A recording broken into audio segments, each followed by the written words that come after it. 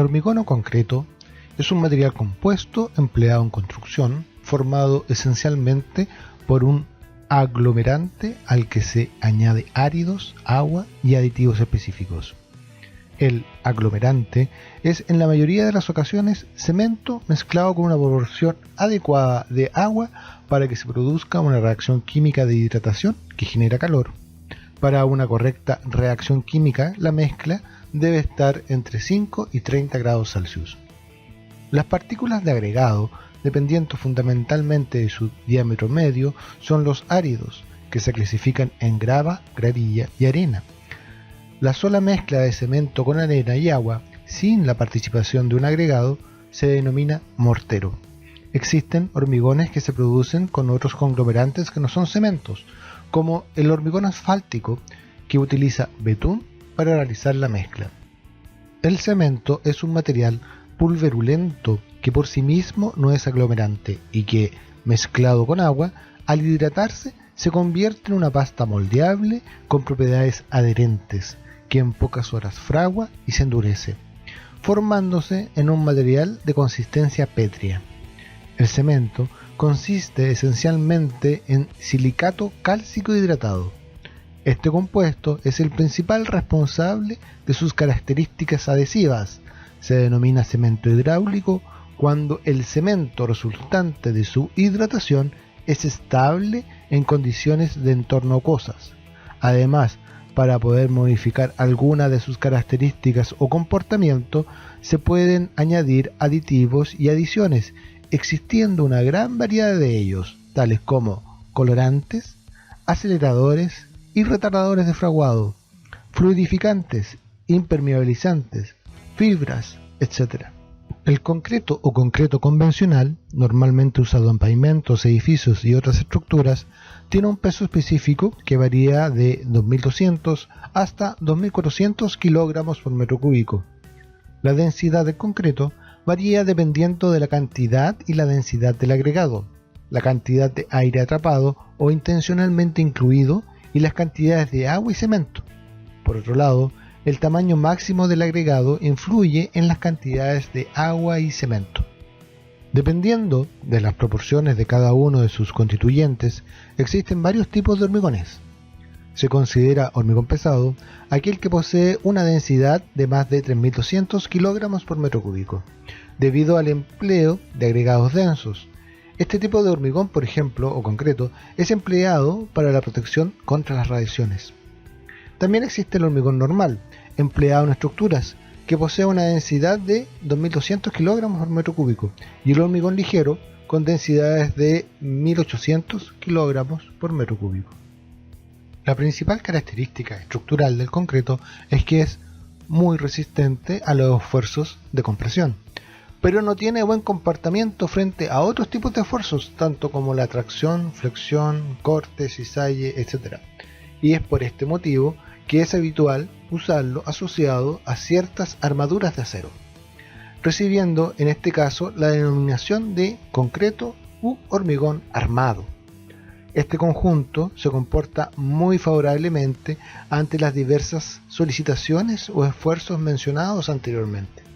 Cuando se proyecta una estructura de concreto armado, se establecen las dimensiones de los elementos, cuál es el tipo de concreto a usar, los aditivos y el acero que hay que colocar en función a los esfuerzos que deberá soportar y las condiciones ambientales a que estará expuesto. A finales del siglo XX ya era el material más empleado en la industria de la construcción. Se le da forma mediante al empleo de moldes rígidos denominados encofrados. Su empleo es habitual en obras de arquitectura e ingeniería, tales como edificios, puentes, diques, puertos, canales, túneles, etc. Incluso en aquellas edificaciones cuya estructura principal se realiza en acero. Su utilización es imprescindible para conformar la cimentación. La variedad de hormigones que han ido apareciendo a finales del siglo XX ha permitido que existan, por ejemplo, concreto reforzado con fibras de vidrio, hormigones celulares que se aligeran con aire, aligerados con fibras naturales, autocompactantes, entre otros. Joseph Aspin y James Parker patentaron en 1824 el Portland Cement, obtenido de caliza arcillosa y carbón calcinados a alta temperatura, denominado así por su color gris verdoso oscuro muy similar a la piedra de la isla Portland. Isaac Johnson obtiene en 1845 el prototipo de cemento moderno elaborado de una mezcla de caliza y arcilla calcinada a alta temperatura, hasta la formación del clinker. El proceso de industrialización y la introducción de hornos rotatorios propiciaron su uso para gran variedad de aplicaciones hacia finales del siglo XIX. El concreto, por sus características pétreas, soporta bien esfuerzos de compresión, pero se fisura con otros tipos de solicitaciones: flexión, tracción, torsión, cortante. La inclusión de varillas metálicas que soportan dichos esfuerzos propició optimizar sus características y su empleo generalizado en múltiples obras de ingeniería y arquitectura. La invención del concreto armado se suele atribuir al constructor William Wilkinson, quien solicitó en 1854 la patente de un sistema que incluía armaduras de hierro para la mejora de la construcción de viviendas, almacenes y otros edificios resistentes al fuego. El francés Joseph Monnier patentó varios métodos en la década de 1860, pero fue François-Henri Becquet quien ideó un sistema convincente de concreto armado, patentado en 1892, que utilizó en la construcción de una fábrica de hilados en Tourcoing-Lillet en 1895. Henri Becquet y sus contemporáneos basaban el diseño de sus patentes en resultados experimentales mediante pruebas de carga. Los primeros aportes teóricos los realizan prestigiosos investigadores alemanes, tales como Wilhelm Richter, quien desarrolla en 1899 la teoría del reticulado Ritter-Morsch. El uso de materiales reciclados como ingredientes del concreto ha ganado popularidad debido a la cada vez más severa legislación medioambiental, así como la progresiva concienciación de la sociedad. Los ingredientes reciclados más empleados son las cenizas volantes, un subproducto de las centrales termoeléctricas alimentadas por carbón.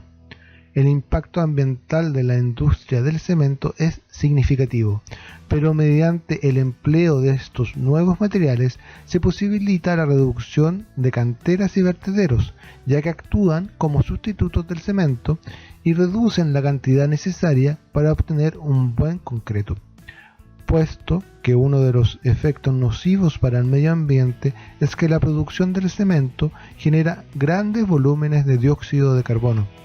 La tecnología de sustitución del cemento desempeña un importante papel en los esfuerzos por aminorar las emisiones de dióxido de carbono.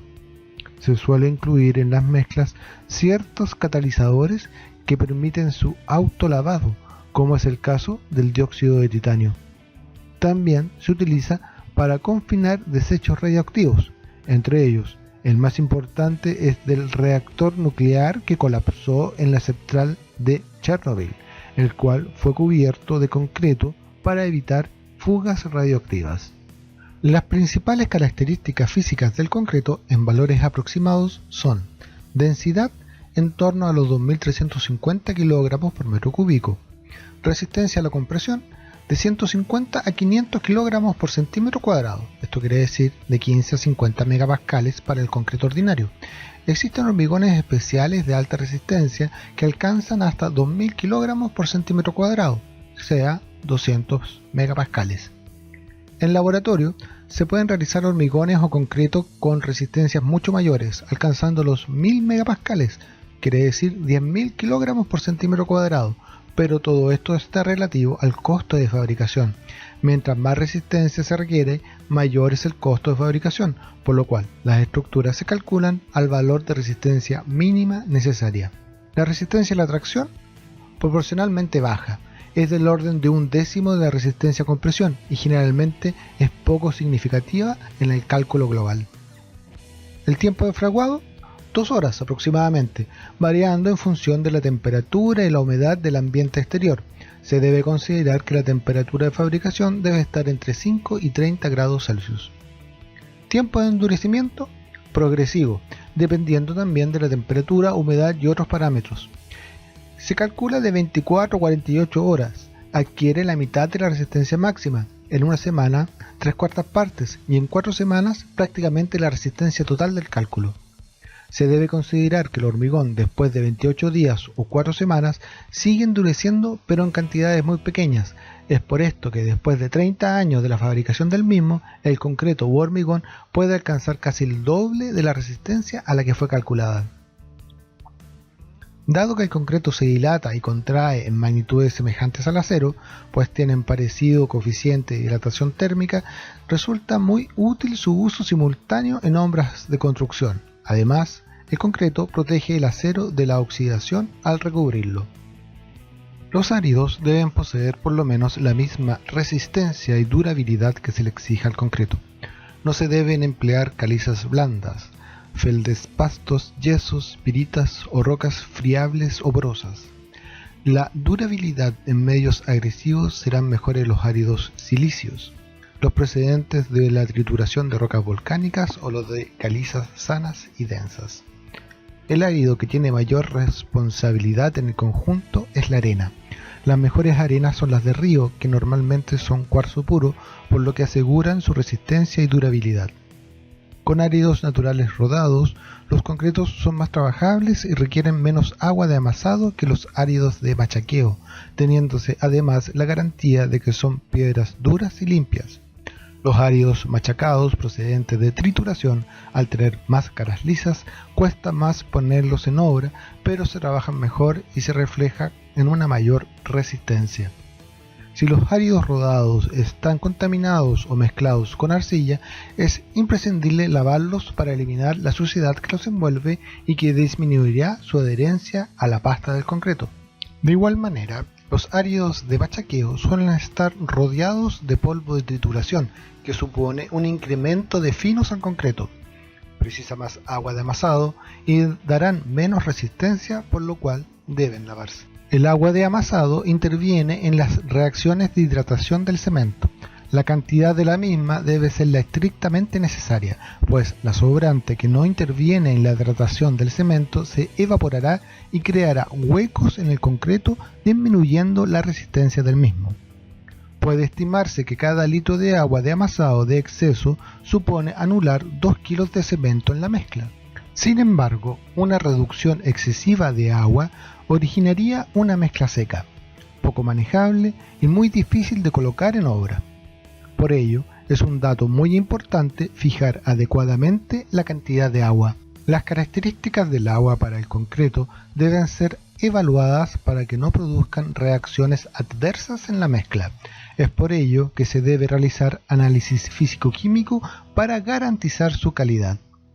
En la práctica, un indicador simple es la potabilidad del agua. Con ello podemos determinar si el agua es adecuada para su uso en la mezcla o no.